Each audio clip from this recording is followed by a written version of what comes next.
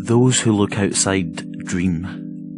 Those who look inside awaken. Carl Jung. I've always been a dreamer. I've always put a better tomorrow first. I was raised that way. Watched my society and my people force-feed me this mentality with a golden spoon. I was told to be strong, to fight, to never show weakness, and to always be okay. I dreamt of a better tomorrow, a stronger me, a more influential me, a smarter me, a me that can take over this fucking world and make it right again. The problem is, I never took any time to understand how good I actually am, how strong I am, how influential I am, and how smart I truly am. I never spent any time figuring out what I was trying to better. They say to constantly strive for greatness.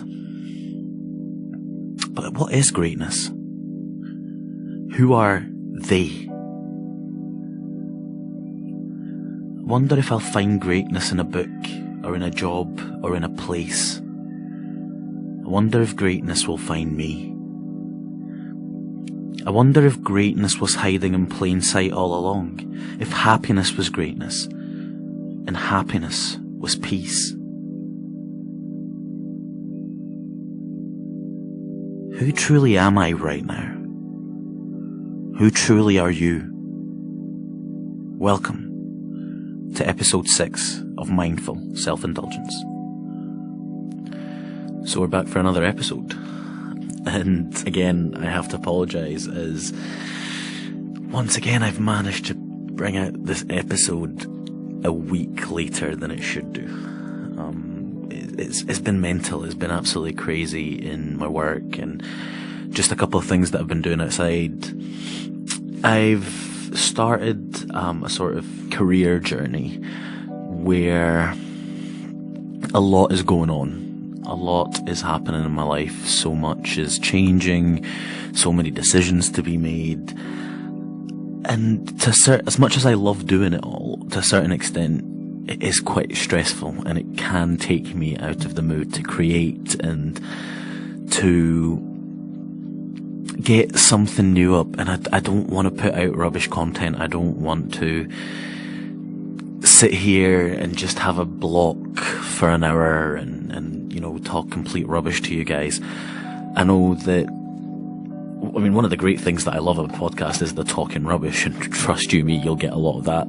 But it's more, at least there's some sort of information that I'll get out of this, that you'll get out of this as a listener.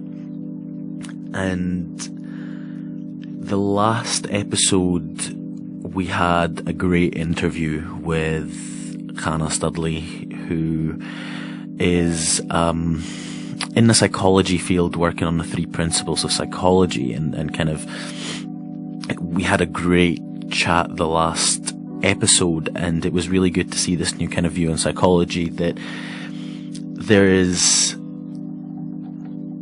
bad things going on, but it's all about perspective. I mean, it's not really the newest sort of principle when you say it like that, but to look at, we're not going to give everything names.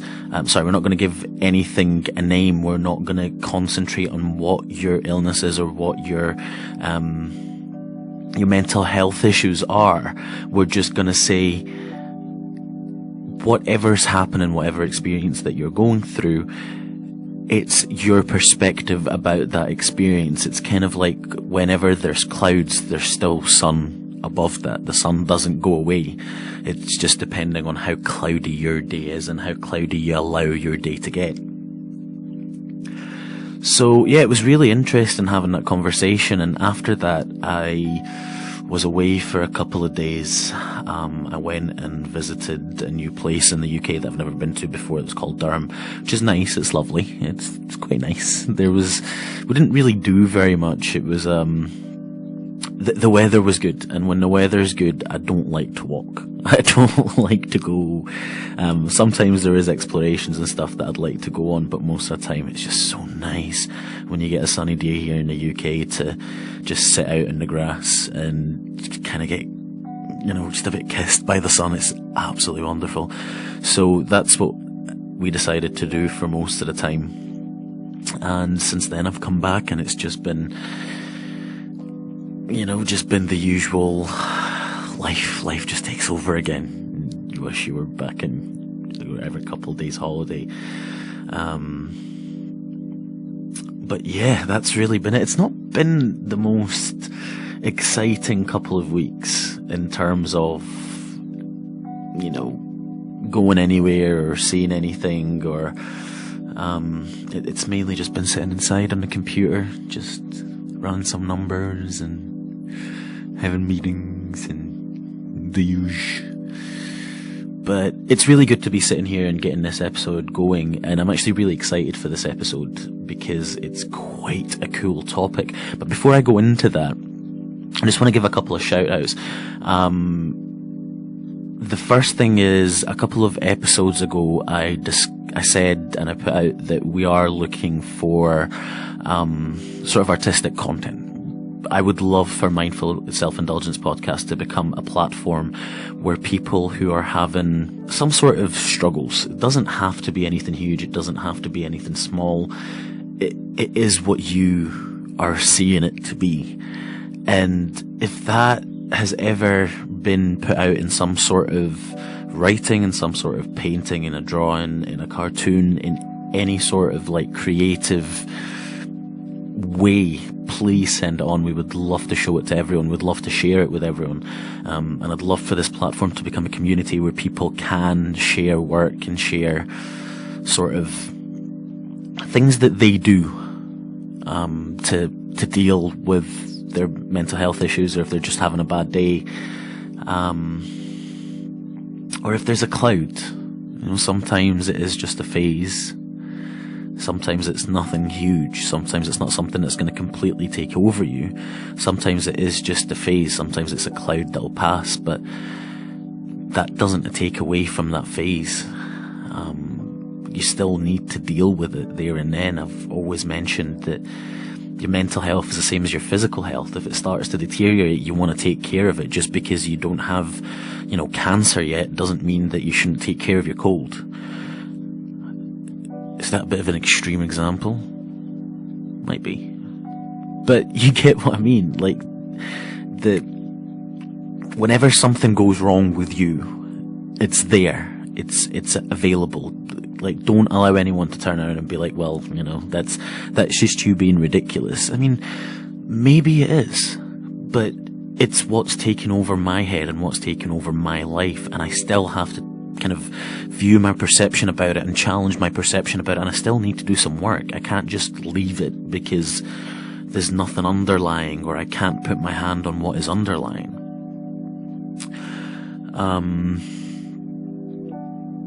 So I want to say that if you do have any sort of art or anything or any sort of creative material that you do want to send across, please send it to mindselfindulgence@gmail.com, or you can send it to our Facebook or our Instagram by searching Mindful Self-Indulgence Podcast. You'll find our logo, that's how you'll know who we are. Yeah, so the other thing that I wanted to chat about was our Patreon page. We started a Patreon page and we launched it the day that we launched our last episode, which was I think 3 weeks ago. And we have some Patreons, which is amazing. It's so awesome to see that some people have already wanted to kind of give to the cause and keep this podcast going in terms of, the time that I can give to it and the equipment that I can invest into the podcast. And as I've mentioned, the best way that I love to put this Patreon thing across it is that if you listen to this podcast and say, Omar's a cool guy, I would probably take him out, or if I saw him, I'd probably take him out for a cup of coffee or a drink, and just to have a chat with him. And if that's the case, go onto our Patreon page, www.patreon.com/Mindful Self-Indulgence Podcast, and give whatever you can give. £1, £2, $1, $2. it really helps us keep going, and it helps, like I say, I am planning to invest into better equipment. I'm hoping to get some more guests on with some more mics. I'm hoping to do other sort of parts to the podcast that don't always come out on a Tuesday morning, sometimes come out on a Saturday or on a Wednesday. So there are a lot of plans coming. I just need to put a bit of money into the podcast and getting to the point where we are talking to people, and I'm hopefully going to start buying some of this equipment soon. But it would be absolutely awesome if people can visit our Patreon page and just give us a bit of support. And hopefully you will be getting, if you do, you'll get access to our MSI Patrons group on Facebook, which I launch the content a wee bit earlier than it comes out on the usual platforms, and usually put a bit of extra content on that as well. So that's pretty cool. And you will be able to also find all our episodes on YouTube. So that, like I've mentioned, they should all be coming out on a regular basis now. Problem with YouTube is it takes absolutely ages to get anything up, and my upload speed is horrible, like absolutely dreadful. But I have managed to find a way. Thankfully, one of you guys has been absolutely great and has messaged me and let me know that he can do the upload for me, because he's getting a good upload speed. So it's great. I should be able to get that on YouTube for people that would like to listen to the podcast on YouTube. But I don't really know what, they've still not managed to give us YouTube while you browse your phone. And I think they do it now if you buy premium. So the technology has always been there, but you have to pay for it after waiting so many years, because they know they've got us wrapped around their little finger, the bastards. But yeah, so today's episode. Today I want to discuss transactional analysis. Excuse me. And if you've heard of transactional analysis, it's a really cool concept, and it's a really cool kind of topic within the psychoanalysis realm. And transactional analysis is a psychoanalysis concept that was created by a man called Eric Berne, who is the author of a book called Games People Play. I really recommend to read that. I find it really interesting. And we'll talk about the sort of games and people play that he refers to a bit later in the episode. But transactional analysis is psychoanalysis that suggests that the way we deal with people and situations isn't entirely and exactly dependent on the people or the situations. It's more dependent on our state of mind, on our mood, and how we view things. So, by learning transactional analysis, you would be able to kind of view your behaviors in a different way, view the way that you deal with things in a different way. You know, when you have a conversation with someone, or you do something for someone and they don't reciprocate that back to you, they don't give you that back, and you go, well, I'm never doing that for you again. Never ever talking to that person ever like that again. They're going to get the bad side. But then you talk to them again and you do the exact same thing again, and you just do not understand why it is that you behave like that, or that your way of reaction and your way of behavior is like that. Transactional analysis might help you understand this a little bit more. So transactional analysis says that the way that you behave to things, like we just said there, is according to your sort of state of mind and what they like to call your ego state. And when we say ego state, they refer to three. So you have your child ego state, you have your adult ego state, and you have your parent ego state. Now the child and the parent do split into two, but in a more general fashion, your child ego state is when you were a child. How did you behave to certain things? Did you throw tantrums when you didn't get what you wanted? Were you a rebellious child? Were you someone that adapted to what everyone said and kind of adapted to what your parents told you to do? You were quiet, you were shy, you were bashful. Were you an adaptive child? Now your adult ego state is what you are doing in your here and now. It's what you learn as an adult. It's not based off what you learned as a child or what you learned from your parents. So the parent state, quite obviously, is basically what you learnt from your parents or any sort of parental figures that you have had. So whether it is a teacher or a parent or an uncle or an auntie, someone that you looked up to and looked at like you wanted to be that person when you grew up, and they were the parental figure in your life. They were telling you what to do and what not to do and supporting you, or sometimes putting you down. And a lot of the time, some of the times you will find that you act and behave in ways that are very similar to how that person treated you. Very similar to how you were as a child. And sometimes, when you're mindful and aware of where you are and what you're doing there and then, you're acting as an adult, because the adult isn't really... their actions isn't, and the ego state isn't based off what you used to do as a child or what your parent used to do. It's more of what you want to do according to what you've learned. It's more in the here and now rather than the past and what you have come to learn and what your cognition is kind of telling you to do, because that's the way to deal with things. That's how you've always been dealt with. That's how you've seen things being dealt with. So that's how to deal with things, and there's nothing else to learn. The adult ego state is more adaptive and selective to sort of learning. So let's give an example. An example that I ran through when I was doing my research was one of, imagine you're sitting in, let's say your balcony in the house, and the balcony looks across to a park, and you're just you come out, you wake up in the morning, you've brushed your teeth, you've done all your stuff, and you get your cup of coffee and you open the curtains and you just want to look outside before you start. So you look out in the sky and it's absolutely brilliant, and you look down and there's just a naked person sitting sunbathing in the park. Now, when you see that, there's a couple of ways that you might react. Your parental state will probably say, if it was a nurturing parent, or a sort of, if your parent was a nurturing one, it would probably be like, oh god, that you need to cover yourself, you really need to put cream on, like what the hell are you doing, people are going to look at you. Your thoughts aren't, this person's a bad person. Your thoughts are more, I need to help you somehow. I need to tell you that what you're doing is going to get you in trouble. I need to tell you that what you're doing isn't going to work for you.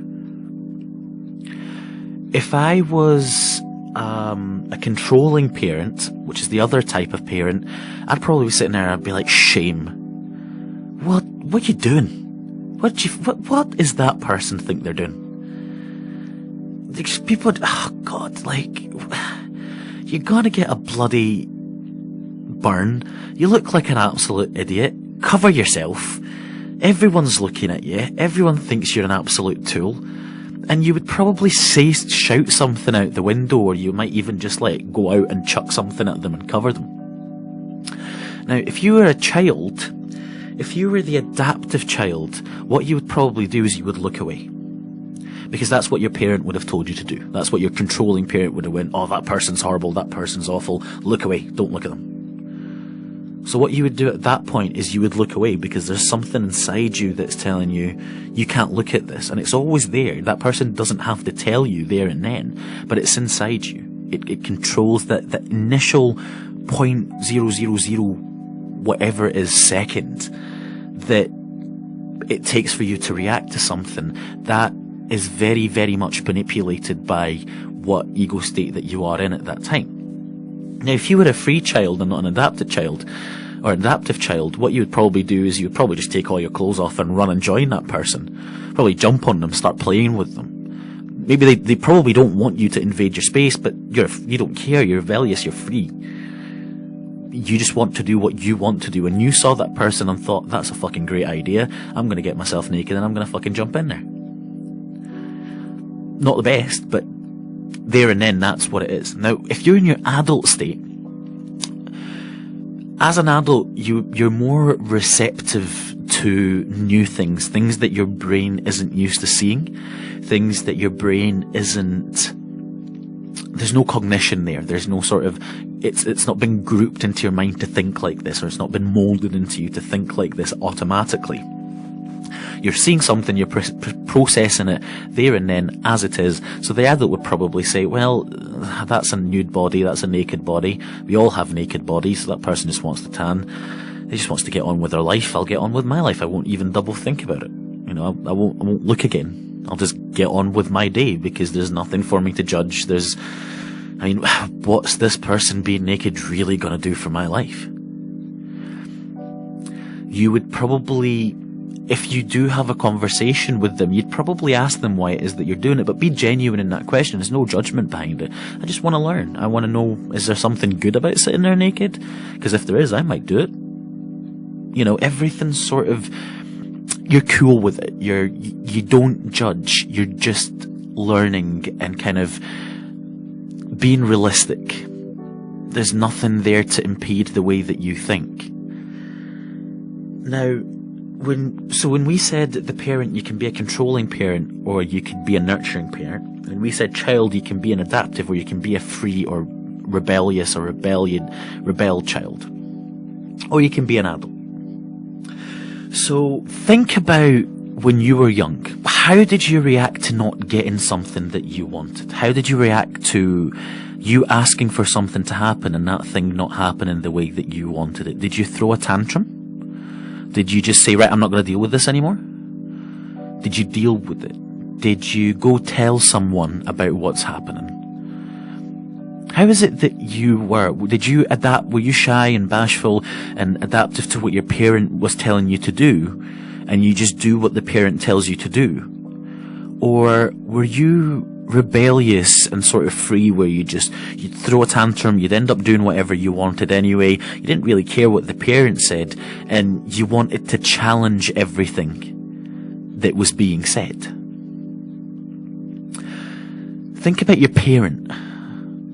Was your parent nurturing? And were they nurturing all the time? Were they controlling? And were they controlling all the time? Do you sometimes hear their voice when you go to do something? When you're going into a relationship, when you're going into a new job, do you sometimes hear their voice telling you that this isn't going to work out? Do you sometimes hear their voice telling you that you're going to fail in this, or that you're definitely going to do this no matter what? Does that make you overconfident or underconfident? Think about your sort of scenarios that happen to you on a daily basis. Let's say, for example, you're driving your car, right? You're driving your car, you're going to work, and you're sitting there, you're driving along, you're you're on the phone to someone, on sort of the Bluetooth system, you're on the phone to someone, and you're sitting there, you're talking, and someone undercuts you and nearly bumps into you because of the way that they do it, right? So they undertake and they come and they slide into your lane last second, and you have to brake very, very abruptly, very, very quickly to stop going into the back of them. Now, the moment that you brake, that's you in your adult ego state, because at that point, that's something that you have learned as an adult. That's not something that was put into you by a parent. It's not something that was put into you by, being a child. You didn't grow up, or you weren't born like this. It's something that you learnt and you reciprocated and you added to your knowledge as an adult, as someone who's looking at reality. Something was about to happen, so you dealt with that thing there and then very quickly. Now, after you dealt with that, you turned around to the driver and you beeped multiple times. You started screaming, you started giving them the finger, you started telling them that you hope they bloody crash into something and die, the stupid idiots, and you go absolutely crazy. What do you think that kind of ego state is? Well, you're kind of throwing a tantrum at that point. Nothing's going to change. There's nothing realistic or that's going to help you in the future, in the past, by doing that. You've vented. You've thrown a tantrum to show that you're really angry about what has just happened and that you don't think that's cool. Someone else might not scream and shout, but might pick up the phone or, call 999 and call the police and tell on that person. And basically, this person is driving like an absolute idiot. This nearly just happened. I nearly crashed into them. What are you going to do? Another way is that that person might chase them and park their car, try and wait for someone till they've parked down and then get out and tell them off. They're not going to scream. They're not going to do it in a stupid way, but they're going to definitely tell them off. Tell them how stupid they are. Whether you throw a tantrum, whether you're in your child phase throwing a tantrum, whether you're in your child phase, your adaptive child phase at this point, where you want to tell on this person, whether you're in your parent phase where you want to chase this person down and tell them off and tell them how silly they are, whether that's just to tell them off and control the way that they drive, or whether it's to tell them that they're being silly and they might actually hurt themselves, you're still going into ego states dealing with that situation there and then. So in your everyday life, you probably will go through a situation or a moment or something where you're going to have to react. And it's quite cool to understand the ego state that you're in, because these are, they're everyday transactions. They're everyday people transactions. They are communications that you have with other people where you're like, why is that person, why are you just going defensive? Like, you ever had a friend where you feel that you want to talk to them about something, but you can't be bothered because you know that they're just going to go on a defensive and they're going to have a shouting match with you, and you're like, but I just want to help. I'm not here to be an enemy. I just want to help. Do you do that to other people? Well, why? Maybe because they feel that when you try and go and tell them how to do something, and the way that you do that thing reminds them of a parental or a parent that used to do the exact same thing to them, and they feel that they need to fight that because their rebellious child, free child ego state, they're like, I'm not in the house anymore. You can't do that to me anymore. You can't talk to me like that anymore. You can't tell me I'm wrong anymore. I'm now old and I'm an adult, and I've been waiting all my life to be at this age where I can tell you to fuck off. And now I can. So I'm just going to do it. Whether it's real, whether it's not, whether it's going to help me, whether it's not, but I can do that now. And that's the state of mind that's going to take over. Let's look at another example. Let's say, for instance, the person that was driving his car, that got undercut, they got so stressed out that they were just so angry they had to kind of just park, get themselves something to drink, and, calm down a little bit before they continue on their journey. Because of that, they were half an hour late getting into work. So they get into work and their boss sees them and it's like, right, well, come to my office. They go into the office and they're like, why are you late? Like, this can't happen again. You've been absolutely useless. Like, this is absolutely ridiculous. So at that point, the boss is being the adult, the controlling adult, telling you everything that you've done wrong and trying to control that aspect in your life. So what you do is that you can either go, I'm sorry, I completely understand, it's not going to happen again, I completely apologise. Or you can go absolutely crazy and you can throw a tantrum. So your child version can adapt and apologise to the controlling parent, or it can go free child and it can fight with the parent. It will say, you can't talk to me like that. You can't treat me like that. I am better than this. I am an adult now, and you cannot talk to me in that manner. I don't care if I'm right. I don't care if I'm wrong. I don't care if I break every contract in the world. You can't talk to me like that. I'm going to go tell this person on you, and I'm going to tell them what you've done, and you're going to get in trouble. So the boss at that point has to either nurture and adapt to that, or they have to drop down to the child where they're apologising and the employee is going up to the parent where they're shouting at them. So it kind of works in a loop. The way that we interact with each other, the only way that a conversation or a discussion or an argument is ever going to end is by either two of you, the two parties or the three parties, or however many parties are in there, all reach the adult state where they understand that every single person has an opinion and that's just going to be the end of that.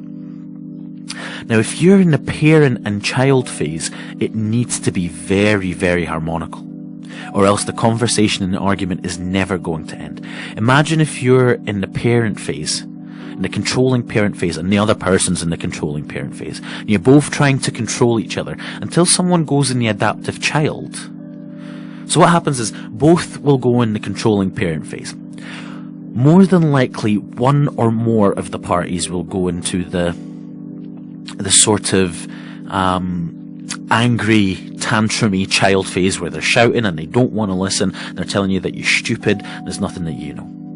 Now, until one person goes into the adaptive child phase and the other person goes into the controlling, then there's always going to be that argument, isn't there?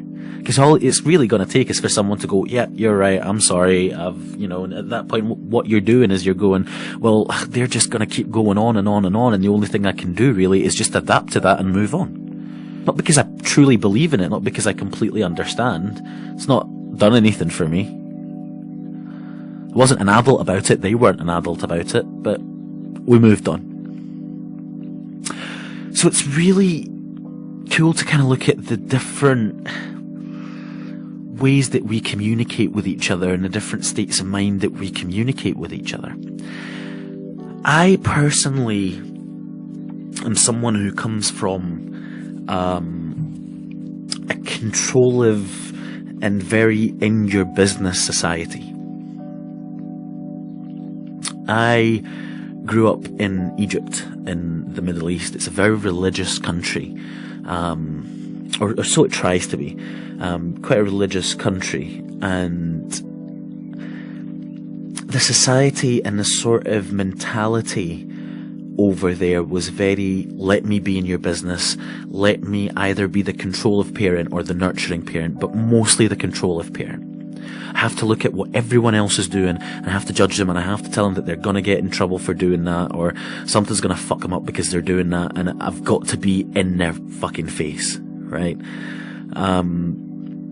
And what that made me is it made me, to a certain extent, adaptive, where I don't like to have arguments with people, and I don't want to show, I like to stay private, I don't like to share.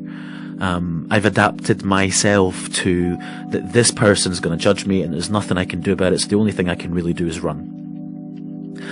But if I am in a situation where I'm going to have to reply, or I'm going to have to fight, or I'm going to have to, not fight really, but kind of get into that discussion and become a part of that scenario, then most of the time the first thing that takes over is that fiery, rebellious, attitudey, sarcastic child that is gonna try and make you feel stupid. That's gonna be like, well, no, I've been through so fucking much, and you don't know what I've been through, so you can't tell me what to do. I can do whatever the hell I do. I'm an adult now. I make my own money. I live in my own house.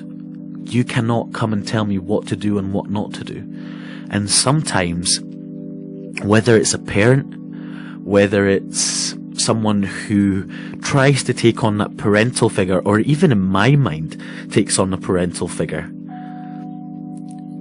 I snap really badly, and I regret it sometimes after, because I realise, well, what the fuck did I snap for? But it happens, and it's just that first sort of intake, first sort of reaction, just like, you can't control it, you can't stop it, it takes over you.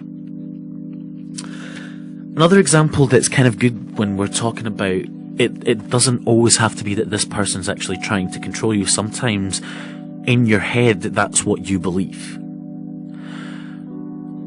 This was an example that I heard listening to someone talk about transactional analysis, and I thought was such a good example. It is quite stereotypical, so forgive that, but try and take the essence of the actual kind of story of it, whatever way that you would like to kind of have it in your mind. But imagine a couple, a guy and a girl, and the guy comes back from work. The girl's been off that day, so he comes back from work and she sat and made dinner for him. She's cleaned the house all day, she's made dinner, and comes in and eats. And he's sitting there thinking, he's tired, he's thinking, oh, this is a good dinner, but he's just thinking about how tired he is. She's sitting there, through her mind, she's thinking, this person I bet they don't appreciate everything that I've sat here and done. I bet they're sitting thinking, they're moaning, thinking that they've worked hard all day, and that I've sat here and done absolutely fuck all. And she looks at him and goes, I've been sitting here working on this all day. When we're done, you better fucking wash those dishes. Now, in his mind, he was sitting there and going, right, he was probably sitting thinking, I'm going to get up and do that anyway. She's done all this. I'll probably just wash the dishes before I go to sleep later. But the way that she says that to him reminds him of a parent that went, you have to do this now. And he's going, no. You can't tell me what to do anymore. So he gets up and he goes, fuck off, I'll do whatever the fuck I want. I'll do the dishes if I want to do them. I won't do them if I don't want to do them. If you want them done, you get them done. So she turns around and goes, you never fucking appreciate anything that I've done for you. You don't appreciate the things that I sit and do in my life. You don't appreciate me. You don't appreciate our love. I bet you don't love me anymore. And it goes into that tantrumy child who's used to a nurturing parent. So that person wants to take you from a tantruming child that's got up and went, well, fuck off, I'll do whatever the fuck I want, to the nurturing parent at that point. So you get up, and instead of going nurturing parent, you go further into your tantrum child. And you get up, and you start punching walls, you break glasses, you start knocking your head on the wall, and what do you get? She's gonna run to you and go, oh, sweetheart, are you okay? Stop punching your head, stop hurting yourself, I'm sorry, let's just talk about this. And it becomes the whole, you're a tantrum child, you're a rebellious free child at that point, and all you're looking for is for someone to come and nurture you, tell you that everything's gonna be okay, and that you've done nothing wrong. But it all started with, I want to be the controlling parent. Or it wasn't even that I want to be the controlling parent. It's, I think that they're wanting to do this to me, hence I'm going to react like this. Because what they're wanting to do, or what I believe that they want to do, reminds me of this person and how they treated me. And the only way that I could deal with them is tell them to fuck off. Run away from them, to show that I am now the controlling parent. Because this is what my parent used to do. They used to say, you've got to fucking wash the dishes now, I've been doing everything all day, you get something done. So I believe that the only way that I'm going to get someone to do something that I want them to do is by being that person. I work in management. I personally work in management.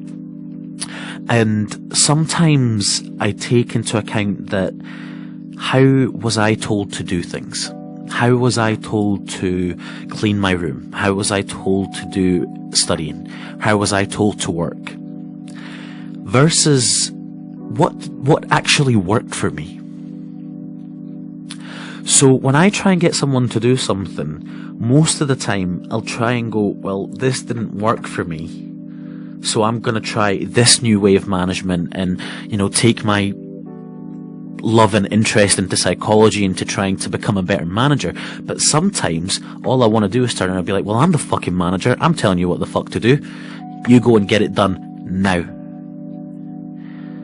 And that's sometimes not the best. Sometimes it's nothing else that you can do, but most of the time that's not the best way to manage. But I remember when my mum used to turn around to me and say, I am telling you that you're going to do this now. I'm your mum. This is my house. You're under my roof. This is what I am telling you to do. I don't have to give you a reason. So sometimes the way that I deal with things is, exactly what my mum used to do, exactly what my dad used to do. Sometimes someone will come to me with a problem, and I'm already dealing with something. And what happens is my head just gets so overloaded that I just want to scream and shout at everyone.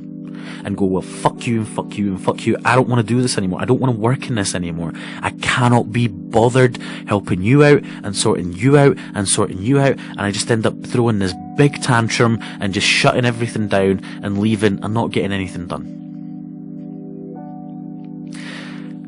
There was very much the possibility to just say, well, can you email me that later? I'm just very busy right now. And that person probably would have just went, yeah, cool, no problem, not a big deal.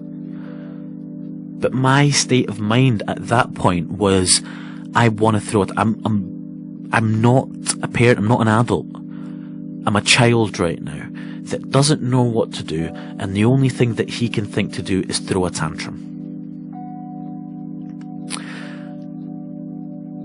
You deal with these people quite a lot, whether it's business or whether it's personal. You know, the people that will say, I'm not going to read your emails anymore. I'm done. This is the last thing that you'll hear from me. Although you've not even heard anything from them, or they've not given you an explanation as to why it is that is the case. They just want to run away from you. Because they don't know how to it's not that this is the right thing. It's not that that's what's going to help them. That's what's going to help you. Just not knowing how to deal. Their state of mind at that point is telling them the only thing that you can do is run away. Do your bit that makes you feel that you're strong and that you're better, and then run away and leave it on that. Because you don't have the time for these people, because you're better. But did you deal with that in the best way? Did you communicate with that person in the best way? Did you do your bit? We talk about what we want to do and the sort of impact that we want to have in our life. And a lot of us go, well, what am I going to do? What's the difference that I'm going to make? And I always say that mindfulness, and a lot of people that talk about mindfulness tell you about you and yourself. When we look at transactional analysis, being an adult is 100% looking after you and yourself. Being a parent or a nurturing parent, sometimes it means that you're trying to look after someone all the fucking time when they don't deserve it. You know that friend that you do things for and they don't give you that thing back? And you go, well, I'm never doing things for them again. And then they ask you to do something and you do it again because you want to be a parent. That's who you are. You're that nurturing parent that will always go and help and get something done and get it done for them. Being on one extreme or the other isn't the way forward. You're not going to get anything by nurturing everyone around you and ensuring that everyone around you is happy when you're not getting anything back, because then you're taking away from the time that you can give to yourself. But you're also not going to get much by just looking after yourself and what people say, me and mine. You don't have any scope to learn. You don't have any scope to grow. And you certainly will come to a point where you think that you are always right. And the knock-on effects that you have on other people and that you have on other things around you are just completely and utterly out of your mind. You don't even think about them anymore. They're nothing to you anymore. When you've done that, you have lost a sense of who you are as a person. Being mindful is being 100% true to who you are. It's not doing something for yourself and that's the end of that. Human beings aren't animals that would just do things for themselves and they just live within themselves and that's that. We are societal animals. We have built civilizations because of this. Social media is big because of this. Because we do like to talk to each other. Because we do like to know what we're doing. We like to understand what other people... We like to learn. We like to watch what other folk are doing. So the idea that you do you and I do me, it just doesn't work in that way. The idea that I don't care what anyone else thinks. Yeah, I mean, most people do. Most people do care what other people think about them. I'm not saying it's a good thing, but I'm also not saying go out and do whatever the fuck you want and don't care about people that live within your society. Because you have an impact on them. Yeah, you don't have to do that. You don't have to care. But caring isn't that bad. Like, understanding the impact that you have on a person that you've dealt with, or a venture, or someone's career, or someone's life, or someone's relationship, that small impact that you came within a couple of months but had on a long term to that person. You might not even remember that in a year or two, but there's that person sending negative thoughts your way day in, day out. And trust you me, karma is a bitch. It will always, always get you back. It might not be obvious, might not be clear, but it will always, always get you back. I've kind of gone a bit off rail with this topic. I just think it's really interesting that we're discussing how... I can think of so many examples of things that I do on a daily basis where I can look at myself and go, you were a child there, you were trying to be controlling there, you were an adult there. I can do that with nearly everything. Absolutely everything.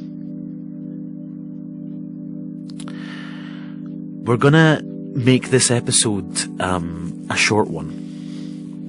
And I'm going to leave it here. My voice is just going. I think I'm getting a bit of an illness, and don't know if you guys can hear it, but I can definitely feel that my voice is just a bit sharp and a bit coughy today. So we're going to leave this episode here. I'm hoping that this episode is coming out the 14th of May, and I'm hoping that the next episode will be coming out on the 21st. I'm hoping that the first episode of June is going to be another guest episode. So keep your eyes open for that one. Don't forget to follow, like, subscribe to every single platform. We're on Spotify, SoundCloud, Acast, iTunes, and YouTube. Please do find us on Facebook and Instagram and give us a like. It allows us to get ourselves on a bigger platform and advertise and kind of increase this little community that we're a part of, and this journey that we're taking together, kind of increase the number of people that are taking that with us, because I know that there's people out there that want to take this journey with us but just don't know about us. So tell your friend, recommend, like, subscribe, do all that nonsense. And I'm going to leave you with a 5-minute meditation. So, until next episode, have a good one, be in peace, be kind to yourself, be kind to people around you, and take care. So as you sit down and relax yourself, whether you're going to sit down, whether you're going to lie down, whether you're going to stand up, just get yourself in a comfortable position. Look and think of the surroundings that are around you. Try and use your senses. Right now, just take a breath in. Just breathe through your nose and out your mouth.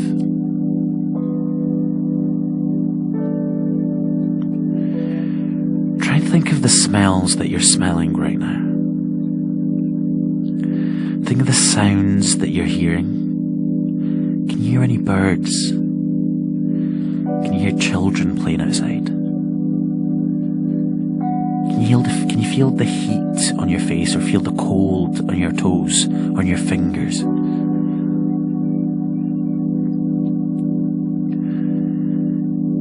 If you slowly close your eyes, and as you close your eyes, start to breathe in deep breath and out. If you count your breath in, 1 and 2, 3 and 4.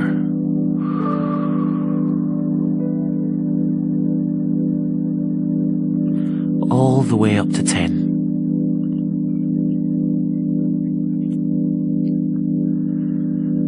And as you continue breathing, as you continue to smell and hear everything that's going on around you,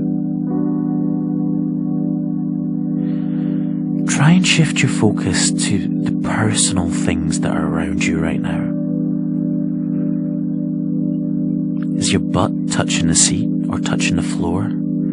Is your hand on the lap or in some sort of support? Are your knees or your thighs touching anything? Move your concentration and your mind to the physical surroundings that are around you.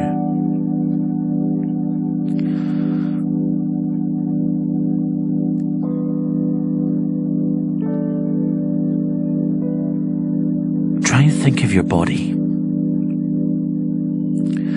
Think of an X-ray going through your head, to the forehead, up through your scalp, to the back of your crown,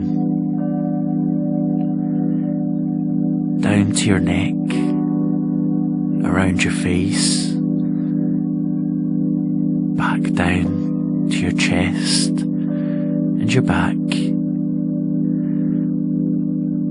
to your shoulders and your elbows, to your palm, to the tip of your finger. Do you feel your stomach? Whilst you're breathing, are you breathing into your lungs or into your stomach? Those big, nice, deep breath. What expands when you inhale?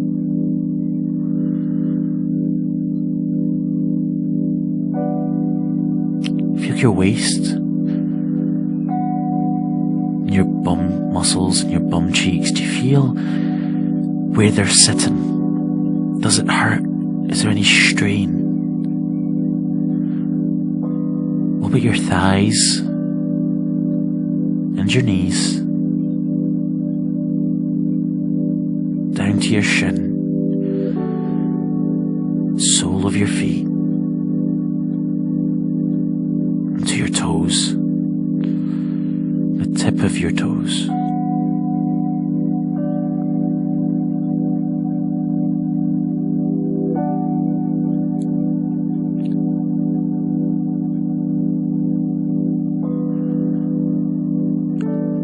Whilst you continue your breathing,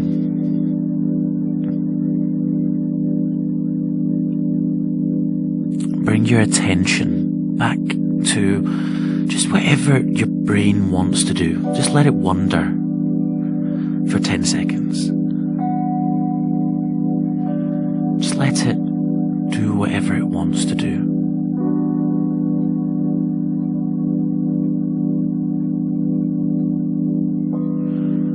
As you bring your concentration back to your breathing and back to your counting.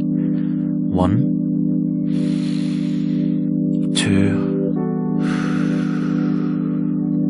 1, 2, 3, 4, all the way up to 10.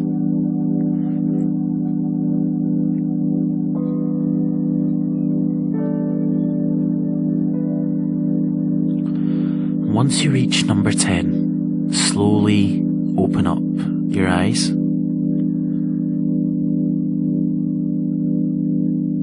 Very slowly. Just think of how you feel before and after the meditation. We always recommend a little bit of meditation if that is something that you do like and can get into. I like to remind you guys to do your meditation, and we recommend an app called Headspace. We are not sponsored by them, but we love the work that they do and we use them ourselves. So please check out Headspace, or you can use some of our couple of minutes meditation that we do at the end of the